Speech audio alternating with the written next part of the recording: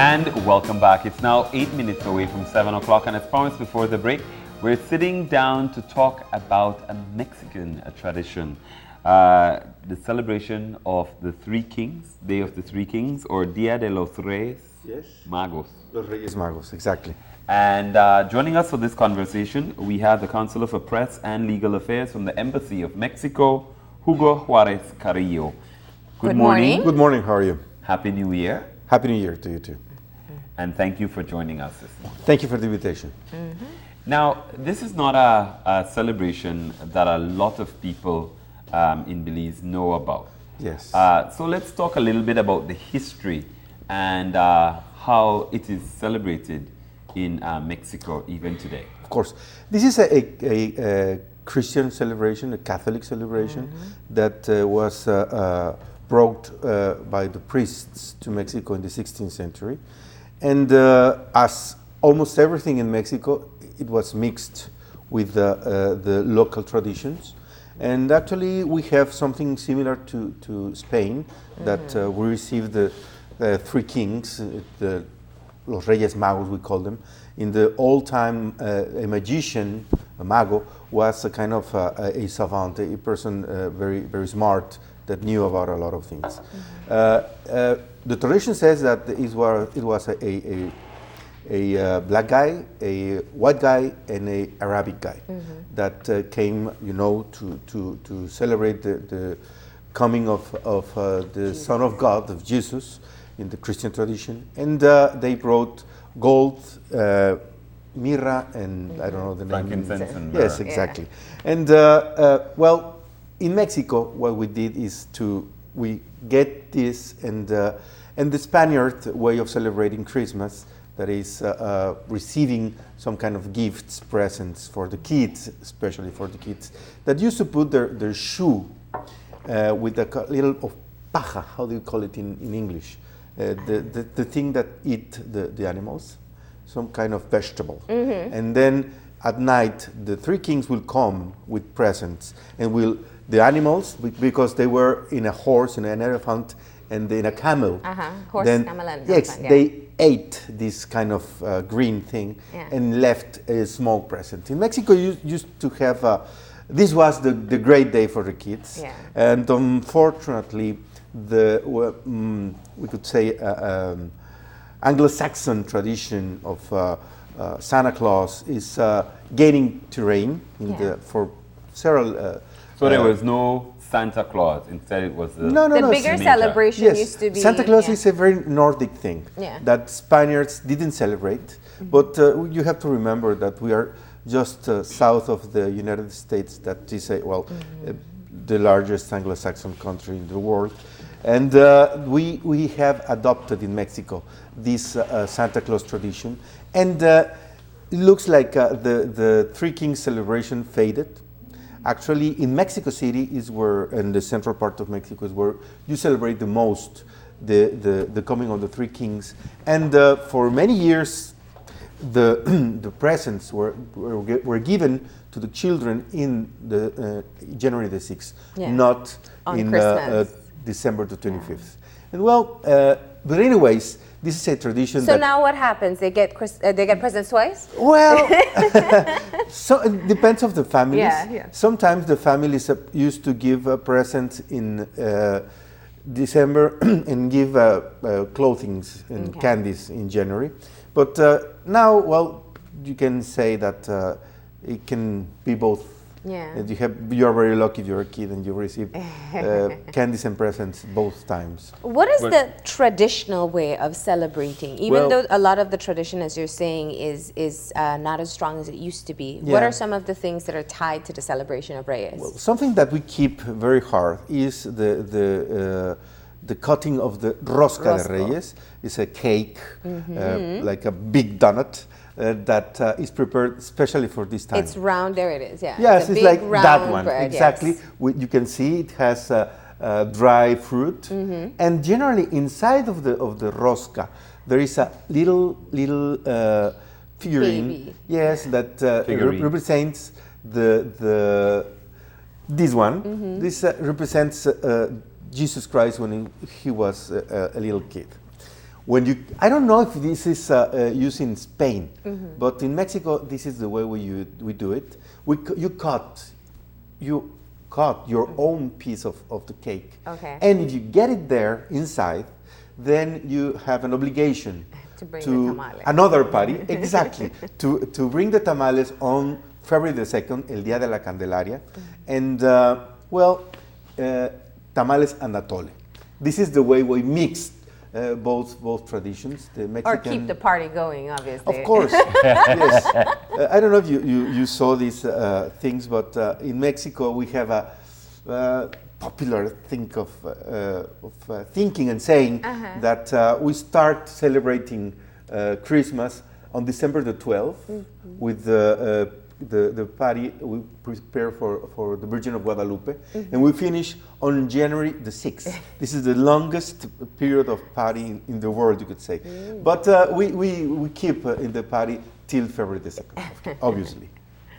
So, and I think this is one of the things that we have seen over the years as a traditional part of the celebration. Yes. Is there anything that goes along with it in terms of a special meal? Because you're talking about the cake. I'm pretty sure that you don't just gather to eat cake. We do. We gather to eat cake and chocolate. Okay. And chocolate, chocolate Yeah. is a Aztec beverage that in the 16th century used to be red and used to have a little bit of chili. And we didn't have cows then. We didn't have milk or chocolate. We have water on the chocolate. But it's something that we have, it's a syncretism between the Mexican and the Spaniard culture and the Arabic culture at the same time. It's so deep that we didn't realize that we are so mixed on this kind of tradition. And yes, that's the only thing that we do. We don't have piñatas on this day. We just have the cake, we have the chocolate, and we have the presents for the kids. Nice. It's a very simple way of celebrating the coming of Jesus Christ. You have to remember that before this calendar that we use the Gregorian calendar. The last one was I don't remember the name of the old calendar. The day that you celebrated the birth of Jesus Christ was January the 6th, not December 24th. The Julian calendar was that one.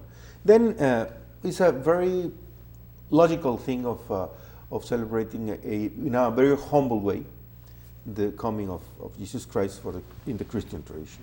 So this does not entail the children actually making a list or anything like that. Of course, they prepare. It's the same thing like with the.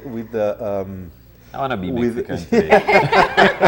You can leave your shoes. Did you leave your shoes at the door? Well, we can do it now. Well, in my family, for example, in Mexico, we have a big sock that my mother prepared for all of her children and grandchildren, great-grandchildren, and she put them on a wall. But she never put candies on it. But this is a way of remembering an old tradition that you have to put your sock or your shoe in order to receive inside of it the presents. And in Mexico, used to be presents and toys built by local artisans. Still, we have something like that in wood and all materials, recycled materials. It had to fit inside your shoe? Yeah. Or the So the sock. bigger your shoe was, the bigger the gift was? Yes, but generally, when you're a kid, you don't have that big shoes. You can put many. Yeah, exactly. This is the idea. Exactly, this is the idea. So you leave, instead of cookies for Santa, you leave grass or you leave vegetables for the camel, the horse, and this elephant. kind of grass, dry hay. grass. Yeah. What's the name? Hay. Hay, exactly. For the horse, the camel, and the elephant. Now, where is the biggest celebration within Mexico? Mexico City, obviously. Yes. And how is it typically? Do they have parades or? Well, not parades, but there is something very, you could say, very weird, because we prepare in the main square the largest rosca de Reyes in the world. Wow. Then you see for hours and hours since late night these bakers preparing a big rosca. They prepare it and they put it together. And then people come to downtown Mexico City to celebrate Dia de Reyes. And they receive the piece of rosca and they receive their chocolate for free.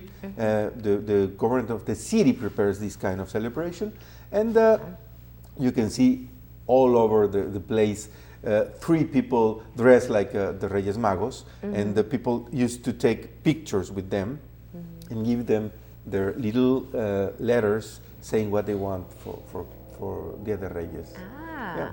So the parade, is it something that is still held or no?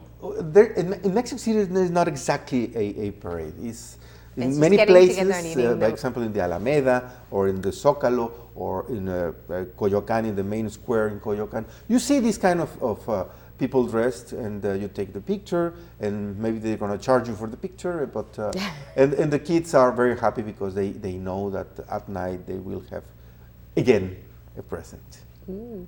So what happens to the people who get the baby figurine in that celebration? Well, I can tell you that we cut our rosca 2 days ago because I brought it from Chetumal, and we wanted to have it fresh. Yeah. And I have the figurine, and I will have to prepare tamales. I don't know, somebody has to help me, I don't know how. Maybe I bring my mother from Mexico to prepare the tamales over here, or buy them. Yeah. But yes, well, you have to do it, and it's a kind of a joyful way of just sharing a meal to finally finish with the Christmas time. And it's all tamales, nothing else at the party atole. in terms of... No, only tamales and atole. Atole, you know what is atole? It's a mixture of corn and milk and sugar. And Yeah, it's like a porridge. porridge. yeah, that's it. That's it. No more. It's just a very humble celebration again. And you can say that everywhere there is a kind of celebration like that.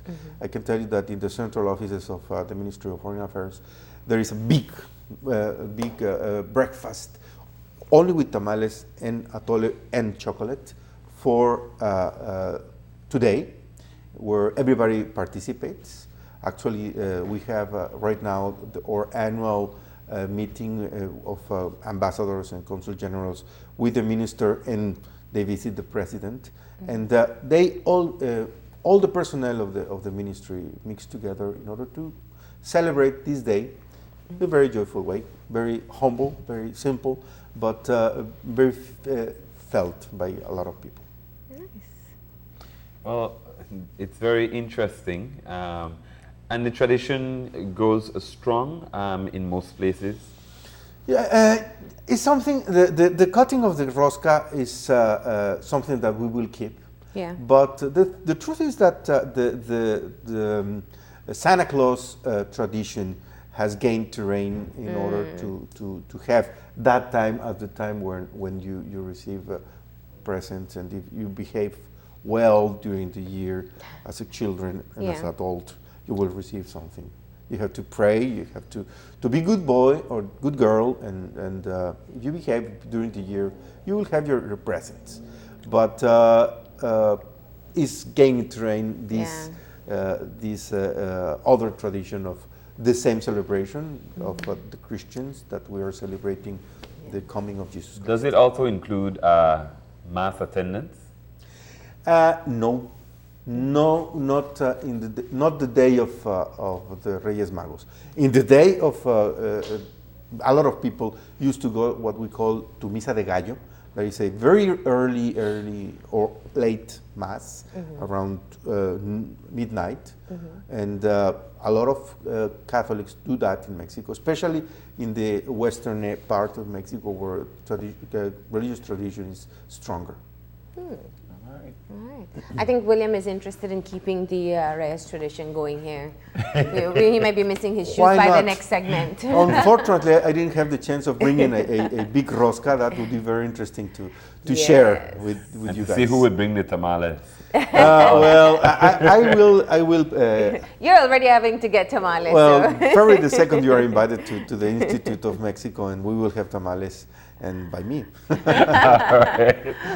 right. Well, we want to thank you for joining us and sharing this cultural practice that you have, tradition with us, and we hope that we have you back soon, of course, with the tamales. Of course, and I want to thank you guys and the channel for hosting the Mexican Embassy today and during all 2015, and we hope we can keep this cooperation for 2016. Of course. Thank you. Thank you, Hugo. We're going to go ahead and take a break, and when we come back, we'll focus on urban and rural gardening. Don't go anywhere. Open Your Eyes continues after these messages.